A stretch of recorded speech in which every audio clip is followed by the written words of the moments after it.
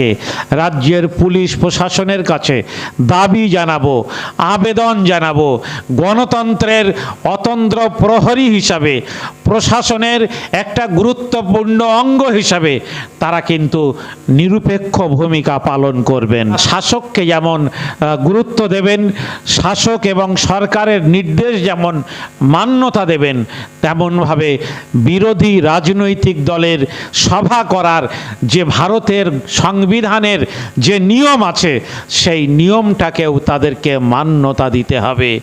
এটা আমাদের দেশের সংবিধান মান্যতা দিয়েছে। মানুষের আজকে অভিযোগ আছে পুলিশ যেন তারা বারবার শাসকের উর্দি পড়েই কাজ করছে। তারা সাংবিধানিক রীতিনীতির কাছে দায়বদ্ধ, সাংবিধানিক নিয়মের কাছে দায়বদ্ধ।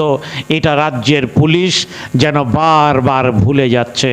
আমরা এই সভা থেকে বিরোধী কণ্ঠ শক্তিশালী হলে সরকার দুর্বল হবে না, বিরোধী কণ্ঠ শক্তিশালী হলে দেশে গণতন্ত্র শক্তিশালী হবে, দেশের উন্নয়ন মজবুত হবে, সাধারণ মানুষ পরিষেবা পাবেন এবং সরকারের ভুলগুলো সরকারের সামনে তুলে ধরার দায়িত্বই হচ্ছে একটি গণতন্ত্র প্রিয় সরকারের এবং গণতন্ত্র প্রিয় দেশের বিরোধী দলের দায়িত্ব এবং কর্তব্যকে রাজ্যের পুলিশ প্রশাসনের কাছে দাবি জানাবো, আবেদন জানাবো, গণতন্ত্রের অতন্দ্র প্রহরী হিসাবে, প্রশাসনের একটা গুরুত্বপূর্ণ অঙ্গ হিসাবে তারা কিন্তু নিরপেক্ষ ভূমিকা পালন করবেন না। তারা রাজনৈতিকভাবে কোনো একটা দলের কাছে তারা দায়বদ্ধ হবেন না, তারা কোনো একটি সম্প্রদায়ের কাছে দায়বদ্ধ হবেন। আমি জানি যে তারা হবেন ধর্মনিরপেক্ষ। তারা শাসককে যেমন গুরুত্ব দেবেন, শাসক এবং সরকারের নির্দেশ যেমন মান্যতা দেবেন, তেমনভাবে বিরোধী রাজনৈতিক দলের সভা করার যে ভারতের সংবিধানের যে নিয়ম আছে সেই নিয়মটাকেও তাদেরকে মান্যতা দিতে হবে। এটা আমাদের দেশের সংবিধান মান্যতা দিয়েছেন। তাই আইনসভার মধ্যে বিরোধী দলনেতা তিনি ততটাই মর্যাদা পান, একটা ক্যাবিনেট মিনিস্টার যতটা তিনি মর্যাদা পান। ফলে এই যে বিরোধী দলের যে নিয়ম, এটা ভারতবর্ষের সাংবিধানিক নিয়ম।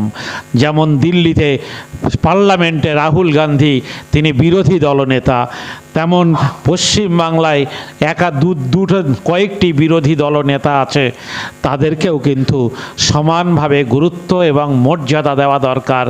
বিরোধী কণ্ঠ শক্তিশালী হলে সরকার দুর্বল হবে না, বিরোধী কণ্ঠ শক্তিশালী হলে দেশে গণতন্ত্র শক্তিশালী হবে, দেশের উন্নয়ন মজবুত হবে, সাধারণ মানুষ পরিষেবা পাবেন এবং সরকারের ভুলগুলো সরকারের সামনে তুলে ধরার দায়িত্বই হচ্ছে একটি গণতন্ত্র প্রিয় সরকারের এবং গণতন্ত্র প্রিয় দেশের বিরোধী দলের দায়িত্ব এবং কর্তব্য। আমি রাষ্ট্রবিজ্ঞান নিয়েও পড়াশোনার সুযোগ পেয়েছিলাম কলকাতার আনন্দমোহন কলেজে। ফলে আমরা জানি যে একটি সরকারের যেমন দায়িত্ব থাকে, বিরোধী রাজনৈতিক দলেরও দায়িত্ব থাকে। তারা চাইলে একটি ছায়া মন্ত্রিসভাও পরিচালনা করতে পারেন। সেই দায়িত্ব আমি আশা করব যে দেশের বিরোধী রাজনৈতিক দলগুলো পালন করবেন। আপনারা জানেন যে মিডিয়া, সংবাদ মাধ্যম, তাদেরকে বলা হয় যে গণতন্ত্রের চতুর্থ স্তম্ভ। তারা কিন্তু আর কয়েকটি স্তম্ভের মতো, মিডিয়া একটি স্তম্ভ। কিন্তু আজকের আমরা অত্যন্ত দুঃখের সঙ্গে লক্ষ্য করছি স্ট্রিম মিডিয়া তারা কিন্তু গণতন্ত্রকে দুর্বল করে দিচ্ছে। সাধারণ মানুষের কণ্ঠকে তারা তুলে ধরার পরিবর্তে মজলুমের কণ্ঠকে তারা স্তব্ধ করে দেওয়ার দায়িত্ব সাধারণ মিডিয়াগুলো পালন করছেন। স্ট্রিম মিডিয়া তারা কিন্তু গণতন্ত্রকে দুর্বল করে দিচ্ছে। সাধারণ মানুষের কণ্ঠকে তারা তুলে ধরার পরিবর্তে মজলুমের কণ্ঠকে তারা স্তব্ধ করে দেওয়ার দায়িত্ব সাধারণ মিডিয়াগুলো পালন করছেন। গদি মিডিয়াগুলোর মুখোশ খুলে দেওয়ার জন্যে আজকে সোশ্যাল মিডিয়াকে আরও বেশি সক্রিয় ভূমিকা পালন করার জন্যে অনুরোধ করব। আপনারা জানেন ওবিসি সংরক্ষণের জন্যে সংখ্যালঘু যুব ফেডারেশনের প্রচেষ্টা ছিল।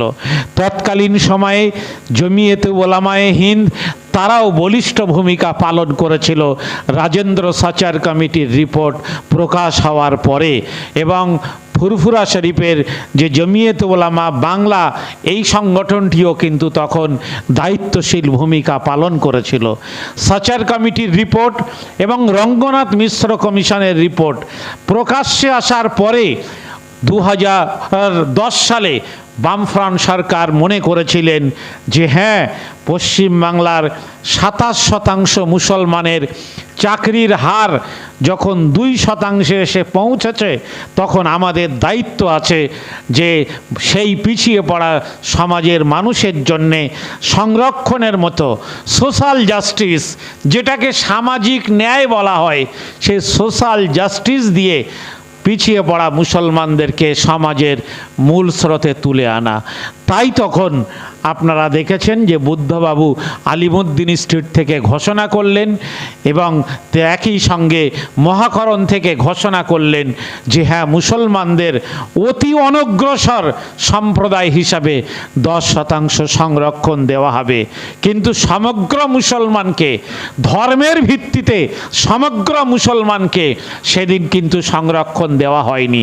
তাহলে আজকের যখন সংরক্ষণ কেড়ে নেওয়া হচ্ছে, তখন কেন ধর্মের ভিত্তিকে উল্লেখ করে মুসলমানদের সংরক্ষণ কেড়ে নেওয়া হচ্ছে? হিন্দু মণ্ডল ভাইরা যদি সংরক্ষণ পান, তাহলে মুসলমান মণ্ডল ভাইরা কেন সংরক্ষণ পাবেন না? হিন্দু মল্লিক ভাইরা যদি সংরক্ষণ পান, তাহলে মুসলিম মল্লিক ভাইরা কেন সংরক্ষণ পাবেন না? এইভাবে দেখা যায় যে আজও পর্যন্ত একাধিক টাইটেল আছে, জনগোষ্ঠী আছে যে হিন্দু এবং মুসলমানের একই টাইটেল। এ থেকে যারা ইতিহাস নিয়ে গবেষণা করেন তারা জানেন বিগত দিনে আমাদের পূর্বপুরুষরা একই জায়গায় ছিলেন। কেউ এই সমাজে কেউ নিজের অধিকার মোতাবেক ধর্ম পরিবর্তন করেছেন, এর বাইরে কিছু নয়।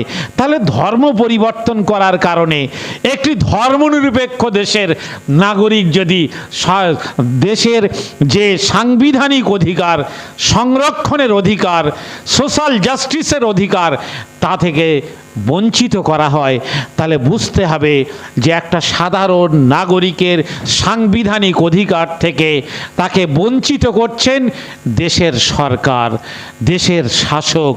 এটা কিন্তু ইতিহাস কখনো ক্ষমা করবে না। এই যে প্রক্রিয়া, এই প্রক্রিয়া কিন্তু দেশের মানুষ কখনো ক্ষমা করবে না।